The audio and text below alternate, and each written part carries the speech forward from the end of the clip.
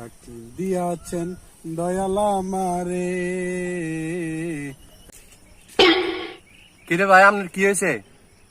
তো দুঃখের গান গান, সমস্যা কি?